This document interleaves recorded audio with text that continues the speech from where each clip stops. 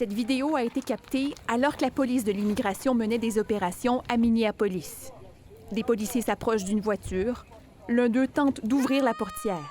La conductrice cherche à prendre la fuite et c'est à ce moment qu'un policier tire sur elle. Le véhicule roule quelques mètres avant d'entrer en collision avec une autre voiture. Près du lieu de l'événement, la colère gronde. Des manifestants se rassemblent, menant à des altercations entre policiers de l'immigration et manifestants.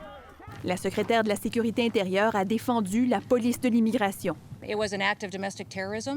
Il s'agissait d'un acte de terrorisme intérieur, a-t-elle soutenu. Une femme a attaqué les agents et a tenté de les écraser et de les percuter avec son véhicule. En réponse à ces déclarations, le maire de Minneapolis n'a pas mâché ses mots. They are already trying to spin this as an action of self-defense. Ils essaient déjà de présenter cela comme un acte d'autodéfense. J'ai vu la vidéo. Je tiens à dire à tout le monde, c'est de la foutaise, a-t-il déclaré. To ICE, get the fuck out of Minneapolis. Aux policiers de ICE, foutez le camp de Minneapolis. On ne veut pas de vous ici. Vous prétendez être dans cette ville pour assurer la sécurité, mais vous faites le contraire.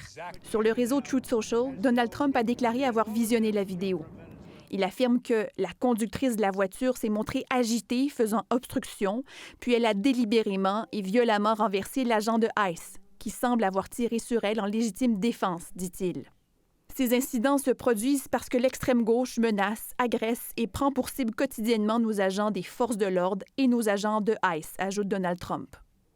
En fin d'après-midi, le gouverneur de l'État du Minnesota s'est dit en colère, en ajoutant qu'un tel événement aurait pu être évité.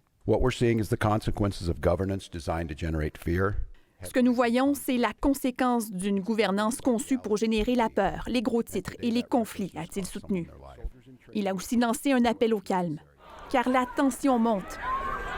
Et l'événement n'est pas sans rappeler les émeutes survenues à Minneapolis à la suite de la mort de George Floyd en 2020. Ici Marie-Isabelle Rochon, Radio-Canada, Montréal.